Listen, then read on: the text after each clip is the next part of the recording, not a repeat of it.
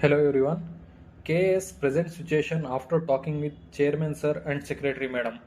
ಇವತ್ತು ಅಂದರೆ 20 ಜನವರಿ 2026ರಂದು ನಾನು ಹಾಗೂ ನನ್ನ ಕೋ ಆಸ್ಪಿರೆಂಟ್ಸ್ ಸೇರಿ KPSC ಭವನಕ್ಕೆ ಉದ್ಯೋಗ ಸೌಧಕ್ಕೆ ಹೋಗಿ KPSC ಚೇರ್ಮನ್ ಸರ್ ಹಾಗೂ KPSC ಸೆಕ್ರೆಟರಿ ಮೇಡಮ್ ಜೊತೆ ಇಡೀ ಕರ್ನಾಟಕ KS ಮೈನ್ಸ್ ಬರೆದಿರುವ 5500 ಆಸ್ಪಿರೆಂಟ್ ಸಿಚುಯೇಷನ್ಸ್ ಹಾಗೂ ಅವರ ಮಾನಸಿಕ ಸ್ಥಿತಿಯ ಬಗ್ಗೆ ಚರ್ಚೆ ಮಾಡಿ ಆದಷ್ಟು ಬೇಗ ರಿಸಲ್ಟ್ಸ್ ಬಿಡುವುದರ ಬಗ್ಗೆ ಆಗ್ರಹಿಸಿದೆವು. ನಾವು ಅವರಿಗೆ ಕೊಟ್ಟಿರುವ ಲೆಟರ್ ಈ ಮುಂದೆ ಯಾವುದೇ ಸಾಮಾಜಿಕ ಜಾಲತಾಣಗಳಲ್ಲಿ ಸಹ ಬಿಟ್ಟಿರೋದಿಲ್ಲ.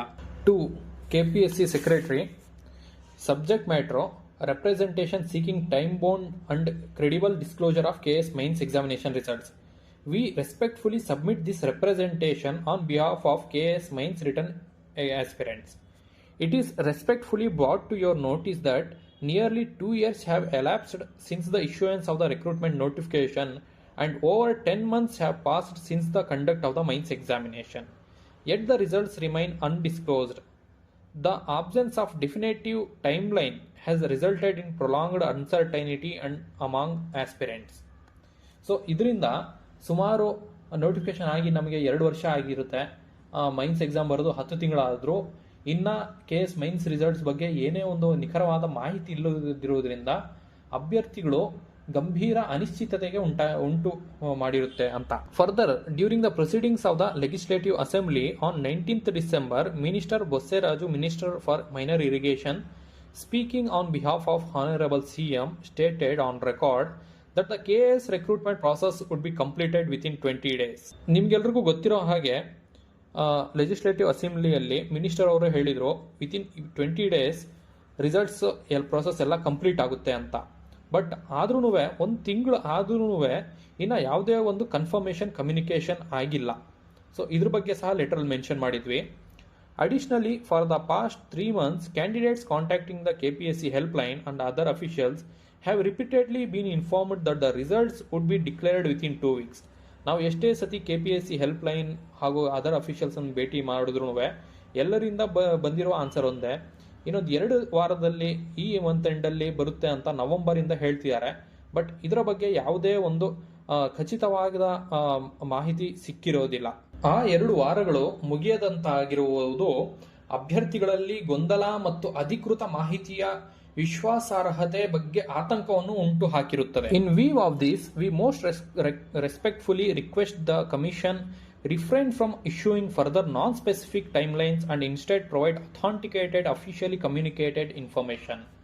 ಸೊ ಆದ್ದರಿಂದ ನಾವು ಕಮಿಷನಲ್ಲಿ ರಿಕ್ವೆಸ್ಟ್ ಮಾಡೋದೇನೆಂದರೆ, ಸಮಯ ಸೂಚನೆಗಳನ್ನು ನೀಡುವುದನ್ನು ತಪ್ಪಿಸಿ ಪ್ರಾಮಾಣಿಕ ಮತ್ತು ಅಧಿಕೃತ ಮಾಹಿತಿ ನೀಡುವುದಾಗಿ ವಿನಮ್ರವಾಗಿ ವಿನಂತಿಸುತ್ತೇವೆ ಎಂದು. In this letter we also asked about the current stage of evaluation and approval, the reasons if any for continued delay, and a firm verifiable date for the declaration of results and completion of the selection process.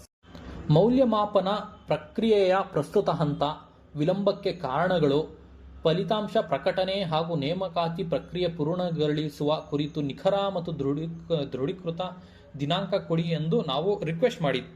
This prolonged indeterminacy has caused substantial professional, financial and psychological hardship to aspirants who have structured their lives around the timely conclusion of this process. ಈ ದೀರ್ಘ ಅನಿಶ್ಚಿತತೆಯಿಂದ ವಿದ್ಯಾರ್ಥಿಗಳ ವೃತ್ತಿಪರ, ಆರ್ಥಿಕ ಹಾಗೂ ಮಾನಸಿಕ ಜೀವನದ ಮೇಲೆ ಗಂಭೀರ ಪರಿಣಾಮ ಬೀರುತ್ತಿದೆ. In the interest of transparency, administrative integrity and public trust, we earnestly request the commission to accord priority to this matter and ensure a time-bound and credible resolution. ಪಾರದರ್ಶಕತೆ, ಆಡಳಿತಾತ್ಮಕ ಹೊಣೆಗಾರಿಕೆ ಮತ್ತು ಸಾರ್ವಜನಿಕ ನಂಬಿಕೆಯ ದೃಷ್ಟಿಯಿಂದ ಈ ವಿಷಯಕ್ಕೆ ತುರ್ತು ಆದ್ಯತೆ ನೀಡಿ ಕಾಲಮಿತಿಯೊಳಗಿನ ವಿಶ್ವಾಸಾರ್ಹ ಪರಿಹಾರ ಒದಗಿಸಬೇಕೆಂದು ನಾವು ಕೋರುತ್ತೇವೆ. Finally, we trust this representation will receive your kind and judicious consideration ಅಂತ ಹೇಳ್ತಾ ಈ ಲೆಟರ್ ಅನ್ನು ನಾವು ಮುಗಿಸಿರುತ್ತೇವೆ. ಸೊ ಈ ಲೆಟರ್ ಕೊಟ್ಟ ಮೇಲೆ ಸೆಕ್ರೆಟರಿ ಮೇಡಮ್ ಅವರು ನಮ್ಮ ಎಲ್ಲ ರಿಕ್ವೆಸ್ಟ್ ಅನ್ನು ಕೇಳಿ ಒಂದು ಮಾಹಿತಿ ನೀಡಿದರು.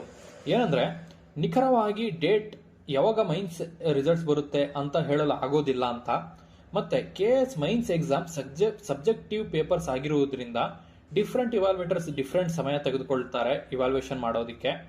ಪರ್ ಡೇ ಸುಮಾರು 80ರಿಂದ 140 ಎವಾಲ್ವೇಟರ್ಸ್ ಪ್ರತಿ ದಿವಸ ಇವಾಲ್ವೇಷನ್ ಮಾಡ್ತಾ ಇರ್ತಾರೆ. ಇದರಲ್ಲಿ ಒಂದು ದಿವಸ 80, ಒಂದು ದಿವಸ ಅದಕ್ಕಿಂತ ಹೆಚ್ಚು ಸುಮಾರು 140 ಇವಾಲ್ವೇಟರ್ಸ್ ಇವಾಲ್ವೇಷನ್ ಪ್ರೊಸೆಸ್ ಅಲ್ಲಿ ಇರುತ್ತಾರೆ. ಒಬ್ಬ ಇವಾಲ್ವೇಟರ್ ಫಾಸ್ಟ್ ಇರುತ್ತಾರೆ, ಒಬ್ಬ ಇವಾಲ್ವೇಟರ್ ಸ್ಲೋ ಇರುತ್ತಾರೆ. ಅದಕ್ಕೆ ನಾವು ಅಂದರೆ KPSC ಅಫಿಷಿಯಲ್ಸ್ ಏನು ಮಾಡೋದಕ್ಕೆ ಆಗೋದಿಲ್ಲ. ಸೊ ಇವಾಲ್ವೇಷನ್ ಆಗುವವರೆಗೂ ಯಾವುದೇ ಅರ್ಜೆನ್ಸಿ ಮಾಡೋದಕ್ಕೆ ಆಗೋದಿಲ್ಲ. ನಮ್ಮ ಪ್ರಶ್ನೆ ಏನಿತ್ತಂದ್ರೆ, ಮೇಡಮ್ ಇವಾಲ್ವೇಷನ್ ಯಾವಾಗ ಕಂಪ್ಲೀಟ್ ಆಗಬಹುದು ಅಂತ. KPSC secretary madam response was 10ರಿಂದ 12 ದಿವಸದ ಒಳಗೆ, ಅಂದರೆ ಜನವರಿ 20ರಿಂದ ಇದರ ಮೇಲೆ 10ರಿಂದ 12 ದಿವಸ ಅಥವಾ ಇದರ ಜೊತೆಗೆ 1-2 ದಿವಸ 2-3 ದಿವಸ ಎಕ್ಸ್ಟ್ರಾ ಅಡಿಷನ್ ಆದ್ರೂ 2 ವಾರದಲ್ಲಿ ಇವಾಲ್ವೇಷನ್ ಪ್ರೊಸೆಸ್ ಮುಗಿಯುತ್ತೆ ಅಂತ. ಇದಾದ್ಮೇಲೆ ಒಂದು 10-12 ದಿವಸ ಪೋಸ್ಟ್ ಇವಾಲ್ವೇಷನ್ ಪ್ರಾಸೆಸ್ ಅಂದರೆ ಅಫಿಷಿಯಲ್ ವರ್ಕ್ಸ್ ಲೈಕ್ ಮಾಡ್ರೇಷನ್ ಆಗಿರ್ಬೋದು, ಡೇಟಾ ಎಂಟ್ರಿ ಎಲ್ಲ ಆಗುತ್ತೆ.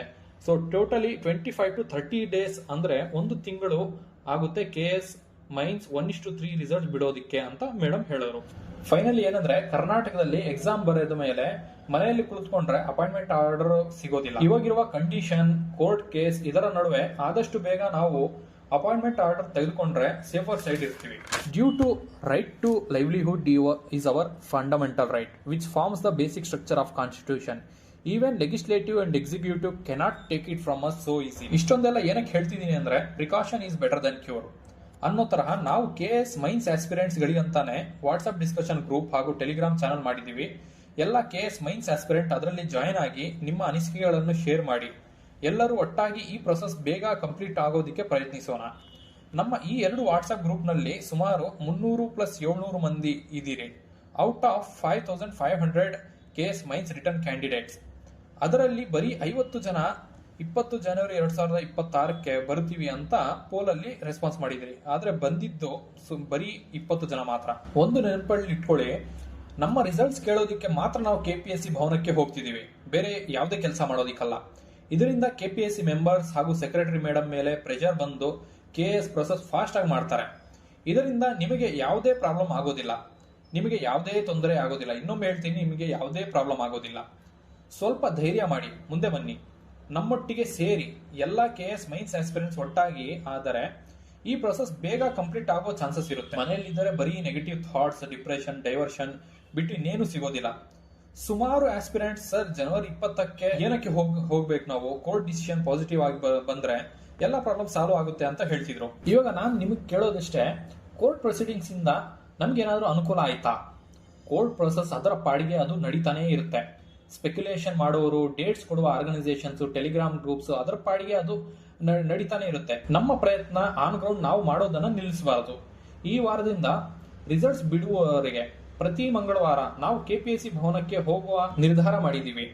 ಸೊ KPSC ಭವನ ಹತ್ರಕ್ಕೆ ಹೋಗಿ ಫಾರ್ಮಲ್ ಆಗಿ ಸೆಕ್ರೆಟರಿ ಮೇಡಮ್ ಅನ್ನ ಭೇಟಿಯಾಗಿ ಅಪ್ಡೇಟ್ಸ್ ತಗೊಂಡ್ ಬರೋಣ. ನೀವು KS ಆಸ್ಪಿರೆಂಟ್ಸ್ ಬಂದು ಭೇಟಿಯಾಗಿ ಅಂತ ಖುದ್ದಾಗಿ ಸೆಕ್ರೆಟರಿ ಮೇಡಮ್ ಅವರೇ ಹೇಳಿದ್ದಾರೆ. ಇಂತಹ ಮಾತುಗಳನ್ನು ಹೇಳುವ ಬೇರೆ ಯಾರೇ ಸೆಕ್ರೆಟರಿ ನಮಗೆ ಸಿಗೋದಿಲ್ಲ. ಸೊ ಒಳ್ಳೆ ಸೆಕ್ರೆಟರಿ ನಮಗೆ ಸಿಕ್ಕಿದ್ದಾರೆ, ಜ್ಯೋತಿ ಮೇಡಮ್ ಇದ್ದಾರೆ. ಯಾಕಂದ್ರೆ 1998ರಲ್ಲಿ KS ಪ್ರಿಲಿಮ್ಸ್ ಎಕ್ಸಾಮ್ ಬರೆದು 2006ರಲ್ಲಿ KS ಆರ್ಡರ್ ಕಾಪಿ ಪಡೆದು ಈ ದೀರ್ಘಾವಧಿಯ ಮಾನಸಿಕ ವೇದನೆ ಹೇಗಿರುತ್ತೆ ಅಂತ ಸೆಕ್ರೆಟರಿ ಮೇಡಮ್ಗೆ ತಿಳಿದಿದೆ. ಹಾಗೂ ಒಂದು ಕಾಲದಲ್ಲಿ ನಿಮ್ಮ ತರಹ ಆಸ್ಪಿರೆಂಟ್ ಆಗಿದ್ದ ಜ್ಯೋತಿ ಮೇಡಮ್ ಅವರಿಗೆ ವಿದ್ಯಾರ್ಥಿಗಳ ನೋವಿನ ಅರಿವಿದೆ. ಸೊ ಇಂತಹ ಸಿಚುವೇಶನ್ ನಾವು ಸದುಪಯೋಗ ಮಾಡಿಕೊಳ್ಳೋಣ. ಬಟ್ ಈ ಪ್ರಾಸೆಸ್ ಬೇಗ ಕಂಪ್ಲೀಟ್ ಆಗೋದಿಕ್ಕೆ ನಿಮ್ಮೆಲ್ಲರ KS ಮೈನ್ಸ್ ಆಸ್ಪಿರೆಂಟ್ಸ್ ಸಹಕಾರ ಖಂಡಿತ ಬೇಕಾಗಿದೆ.